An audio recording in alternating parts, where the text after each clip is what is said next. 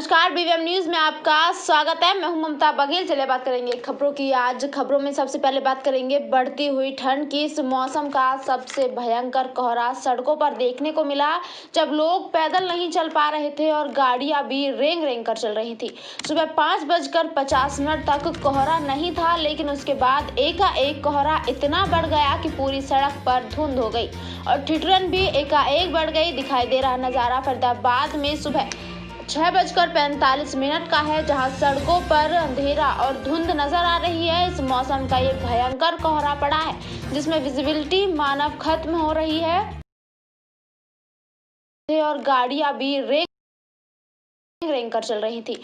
सुबह 5:50 तक कोहरा नहीं था, लेकिन उसके बाद एकाएक कोहरा इतना बढ़ गया कि पूरी सड़क पर धुंध हो गई और ठिठुरन भी एकाएक बढ़ गई। दिखाई दे रहा नजारा फरीदाबाद में सुबह 6:45 का है, जहां सड़कों पर अंधेरा और धुंध नजर आ रही है और ठिठुरन भी। बात करेंगे सोहना की। सोहना अलवर रोड पुलिस थाने के सामने धुंध के चलते एक बाइक पर सवार युवक की ट्रक की चपेट में आने से दर्दनाक मौत हो गई। मृतक युवक सोहना में पेट्रोल पंप पर कार्यरत था। बताया जा रहा है कि वह जब बाजार से सामान लेकर आ रहा था, उस दौरान थाने के सामने उसकी बाइक ट्रक की चपेट में आ गई। उसकी मौके पर ही मौत हो गई। मौके पर पहुंची पुलिस ने ट्रक को अपने काबू में कर लिया, लेकिन ट्रक चालक मौके से फरार हो गया। पुलिस ने सबका पोस्टमार्टम कर ट्रक चालक के खिलाफ मामला दर्ज कर लिया है। उलेटा हसनपुर निवासी दिनेश सोहना के एक पेट्रोल पंप पर कार्यरत था। सुबह जब वह बाजार से कुछ सामान खरीदकर पेट्रोल पंप जा रहा था, सोहना थाने के समीप उसकी बाइक की टक्कर एक ट्रक से हो गई और दिनेश की मौके पर ही मौत हो गई। हादसा इतना भयानक था कि मृतक युवक के आधे शरीर को ट्रक ने बुरी तरह से कुचल दिया। मृतक की बाइक भी पूरी तरह क्षतिग्रस्त हो गई है। पुलिस ने बताया कि मामले की भनक पाते ही पुलिस मौके पर पहुंची। मृतक के शव को सोहना के नागरिक अस्पताल पहुंचा दिया है। पुलिस ने ट्रक को अपने काबू में कर लिया है। वहीं ट्रक चालक मौके से फरार हो गया है, जिसकी तलाश की जा रही है। जितेश कौशल। हाँ, एबीपी में किस पद पर हो आप? एबीपी में जिला प्रमुख का दायित्व है अभी। और आज हमने एक संदेश यात्रा निकाली है स्वामी विवेकानंद जी की जयंती के उपलक्ष्य में। आज हम स्वामी विवेकानंद जी के जो विचार हैं, आज हम लोगों को संदेश देना चाह रहे हैं कि जागो, उठो, जागो और पीछे हटने का तो सवाल ही नहीं। स्वामी विवेकानंद जी का विचार था कि आगे बढ़ते रहो, रुकना नहीं है, प्रयास करते रहो। तो हम सभी को आज संदेश यात्रा के नाते ये संदेश देना चाहते हैं कि आप जितना आगे बढ़ सकते हैं, अपने कर्म कर सकते हैं, कर्म हमेशा आगे करते रहो, उससे आपको सफलता जरूर मिलेगी। आप कभी भी रुकना नहीं है। चलिए बात करेंगे अगली खबरों की। अब किसान आंदोलन को और मजबूती प्रदान करने के लिए बावनपाल के जेलदार ने 24 के सैकड़ों की संख्या में किसान ट्रैक्टरों में पलवल में बैठे किसान आंदोलन को मजबूत बनाने के लिए जय जवान जय किसान के नारे लगाते हुए कूच किया। होडल से सैकड़ों किसानों की संख्या अपने ट्रैक्टरों पर तिरंगा लगाकर किसान आंदोलन को और मजबूत बनाने के लिए निकले। उनका होडल पहुंचने पर किसानों ने जोरदार स्वागत किया। आपको बता दें, सरकार द्वारा कई वार्ताओं में तीनों काले कानूनों को रद्द न होने से अब होडल 24 ने हुंकार भरी है और किसान आंदोलन को और ज्यादा मजबूत बनाने के लिए सैकड़ों संख्या में बावनपालों की अरुण जेलदार कई अगुवाई में किसान अपने ट्रैक्टरों को लेकर पलवल में किसान आंदोलन को समर्थन देने के लिए निकल पड़े हैं। सिविल सर्विसेज में जाना है, कहाँ जाना है, कोशिश हमारी यही थी। हेल्थ चेकअप कैंप की ये थी कि एक इंडिकेटर हमारे पास आ जाए कि बच्चों में एनेमिक तो नहीं है, किस चीज़ की कमी है, तो वो एक इंडिकेटर सीएमओ साहब की तरफ से आ जाएंगे। और एक ब्लड डोनेशन का ये है कि एक डेडिकेशन टू द कंट्री, वो एक कोशिश है। आज जो स्वामी विवेकानंद जी का जन्म दिवस था, उसको हमने एक सच्ची श्रद्धा सुमन अर्पित किए हैं कि पालों की अरुण जेलदार कई अगुवाई में किसान अपने ट्रैक्टरों को लेकर पलवल में किसान आंदोलन को समर्थन देने के लिए निकल पड़े हैं, जिससे लगता है कि आर्मी में जाना है, सिविल सर्विसेज में जाना है, कहाँ जाना है, कोशिश हमारी यही थी। हेल्थ चेकअप कैंप की ये थी कि एक इंडिकेटर हमारे पास आ जाए कि बच्चों में एनेमिक तो नहीं है, किस चीज़ की कमी है, वो एक इंडिकेटर सीएमओ साहब की तरफ से आ जाएंगे। और एक ब्लड डोनेशन का ये है कि एक डेडिकेशन टू द कंट्री, वो एक कोशिश है। आज जो स्वामी विवेकानंद जी का जन्मदिवस था उसको हमने एक सच्ची याद। चलिए बात करेंगे खबर की। हिसार से ऑर्डर पर सामान भरकर जा रही एक टाटा मैजिक गाड़ी में बवानी खेड़ा के सुमेरखेड़ा माइनर के पास अज्ञात कारणों से आग लग गई। आग लगने से गाड़ी का भरा लाखों का सामान जलकर खाक हो गया, तो वहीं गाड़ी भी आग की भेंट चढ़ गई। बताया जाता है कि हिसार में टाटा मैजिक गाड़ी सामान से भरकर भिवानी, रोहतक और कालनौर के ऑर्डर का सामान लेकर जा रही थी, जिसमें अज्ञात कारणों से आग लग गई। आग का पता ड्राइवर के पास से गुजर रही दूसरी वाहन चालक से पता चला, जिसके बाद से मैजिक गाड़ी के ड्राइवर ने आग बुझाने के प्रयास किए, लेकिन प्लास्टिक का सामान होने और बेकाबू आग होने के कारण आग पर काबू नहीं पाया गया और मैजिक गाड़ी समेत उसमें भरा हुआ सामान भी जलकर खाक हो गया। बेकाबू आग की घटना की सूचना ट्रक ड्राइवर ने फायर ब्रिगेड को दी, जिसके बाद से मौके पर पहुंची फायर ब्रिगेड की टीम ने आग पर काबू पाया, लेकिन तब तक गाड़ी में भरा हुआ ऑर्डर का सामान और टाटा मैजिक गाड़ी दोनों ही जल चुकी थी, जिससे वाहन चालक को इससे भारी नुकसान सहना पड़ा है। जो अन्नदाता है वो रोडों पर है और अन्नदाता जो है उसने तय कर लिया है कि कई महीने लग जाएं, बेशक सालों लग जाएं, लेकिन जब तक ये तीनों कानून वापस नहीं होंगे और न्यूनतम समर्थन मूल्य जो है इसकी गारंटी नहीं होगी, तब तक किसान नहीं जाएंगे। रही बात सरकार की, सरकार ने तो ये मान लिया है कि हम जैसे पहले झूठ पर झूठ बोल करके लंबी फेंक करके हम जनता को गुमराह कर देते, ऐसे ही गुमराह कर देंगे। लेकिन आज का जो माहौल है, आज जो किसान है, जो 40 की कमेटी बनी हुई हमारी जो सरकार से बात करती है, वे कोई अनपढ़ नहीं हैं, बहुत पढ़े लिखे लोग हैं, वे समझदार लोग हैं। वो ये तय कर रहे हैं कि यदि ये जो लड़ाई है ये आज़ादी के बाद सबसे बड़ा आंदोलन है और ये किसान मजदूर की ये आखिरी जंग है।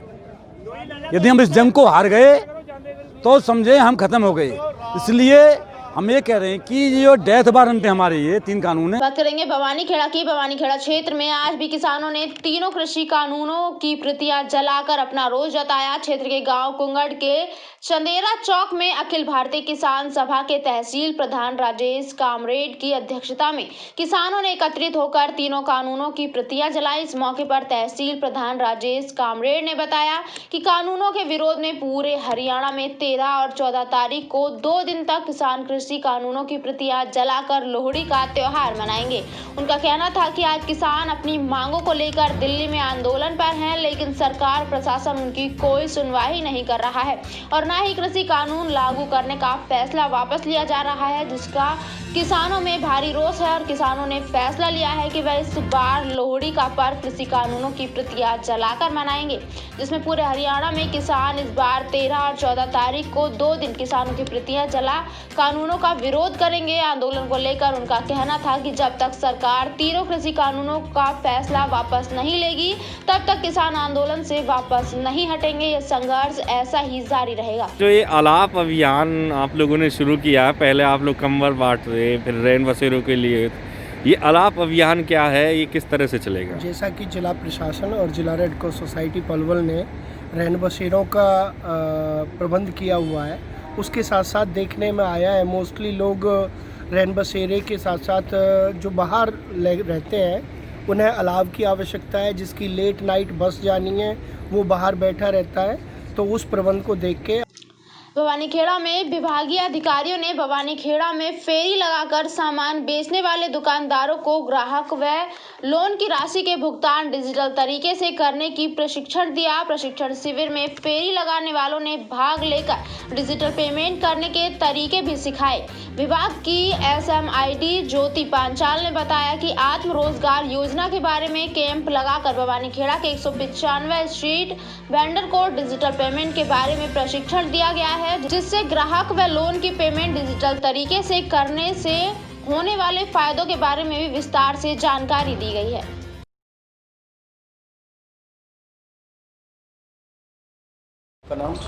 मेरा नाम लेखराज चौधरी है, प्रधान यूनिट ओल्ड फरीदाबाद से, Haryana state electricity board worker union Faridabad.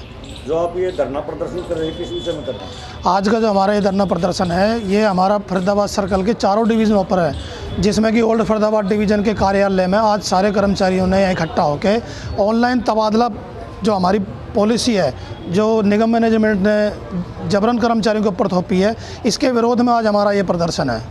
जो ये प्रदर्शन कर रहे हैं यहीं पे या कहीं और भी है? ये हमारे जो प्रदर्शन है, हमारे केंद्रीय नेतृत्व के आह्वान पर, जो हमारे प्रदेश प्रधान विजेंद्र बेनीवाल व प्रदेश महासचिव सुनील खटाना की अगुवाई में, उनके आह्वान पर ये आज पूरे हरियाणा प्रदेश के अंदर ये जो प्रदर्शन है, ये सभी सर्कलों के डिवीज़नों पर है। इसी कड़ी में हमारी फरीदाबाद सर्कल की जो 4 डिवीज़न है, जिसमें ओल्ड फरीदाबाद है, ग्रेटर फरीदाबाद है, डिवीज़न NIT फरीदाबाद है और डिवीज़न ग्रेटर फरीदाबाद है, ये चारों डिवीज़नों पर हमारे जो हैं ये विरोध प्रदर्शन आज चल रहे हैं। जो ये प्रदर्शन कर रहे हैं, जिस नीति के बारे में कर रहे हैं, उसके बारे में आपका क्या विचार है? गलत है या सरकार मतलब जो हमारी पॉलिसी है? पानीखेड़ा के गांव प्रेमनगर में मेडिकल कॉलेज बनाए जाने की मांग करते हुए CBLU के आगे चल रहा धरना 12वें दिन भी यूं ही जारी रहा। मंगलवार को धरने के आसपास के गांव से भी भारी संख्या में ग्रामीणों ने अपना समर्थन दिया, तो वहीं धरने को समाज सेवी हर्ष छिकारा व बबलू भी अपनी टीम के साथ समर्थन देने प्रेमनगर धरने पर पहुंचे।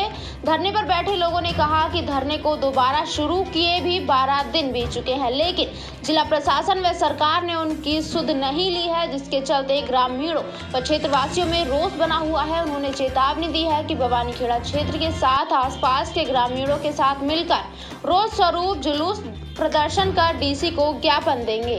सेंटर बनाए गए हैं और किस किस तरह प्रक्रिया होगी? हमने सोना शहर में कोरोना वैक्सीनेशन के लिए 3 सेंटर बनाए हैं, जिनमें 2 तो प्राइवेट स्कूल हैं और 1 प्राइवेट कॉलेज है। कौन कौन से हैं सर? इनके नाम है KDM स्कूल फ्रेंड्स कॉलोनी में, निरंकारी कॉलेज तिरुपत कॉलोनी के पास है, और तीसरा जो है शिव पब्लिक स्कूल पहाड़ कॉलोनी में। और इन तीनों सेंटरों पे हम कोविड वैक्सीनेशन 16 जनवरी से स्टार्ट करने जा रहे हैं। तो क्या क्या इंतजाम होंगे सर? इसमें किस किस तरह होगा? इसमें जो है हमने हर एक सेंटर पे जो टारगेट रखा है, एक दिन में 100 लोगों को हमने टीकाकरण किया जाएगा कोविड का, और इसमें एक सेंटर पे 5 हमारे वैक्सीनेशन ऑफिसर होंगे, जो कि उनकी मदद के लिए कुछ वॉलंटियर्स भी होंगे, लेकिन हर एक सेंटर पे 5 हमने ऑफिशियली वैक्सीनेशन ऑफिसर लगाए हैं। तो पूरे दिन यानी कि 3 सेंटरों पे करीब 300 लोगों को इंजेक्शन लगेंगे? हाँ बिल्कुल। उसके बाद क्या इंतजाम किए गए हैं? उसके बाद उनका जो वैक्सीनेशन जिसका भी होगा, उनमें से सभी को बारी बारी से सभी वैक्सीनेशन ऑफिसर के पास होके गुजरना पड़ेगा। प्राइवेट कॉलेज है। कौन कौन से हैं सर? इनके नाम है KDM स्कूल फ्रेंड्स कॉलोनी में, निरंकारी कॉलेज तिरुपत कॉलोनी के पास है, और तीसरा जो है शिव पब्लिक स्कूल पहाड़ कॉलोनी में। और इन तीनों सेंटरों पे हम कोविड वैक्सीनेशन 16 जनवरी से स्टार्ट करने जा रहे हैं। तो क्या क्या इंतजाम होंगे सर? इसमें किस किस तरह होगा?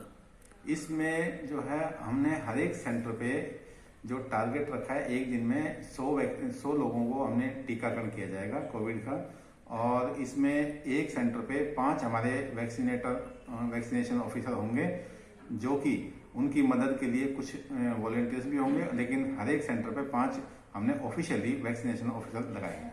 तो पूरे दिन यानी कि 3 सेंटरों पे करीब 300 लोगों को इंजेक्शन लगेंगे? हाँ बिल्कुल। उसके बाद क्या इंतजाम किए गए हैं? उसके बाद उनका जो BVM न्यूज में फिलहाल के लिए इतना ही। आप बने रहिए हमारे साथ, देखते रहिए BVM न्यूज। नमस्कार।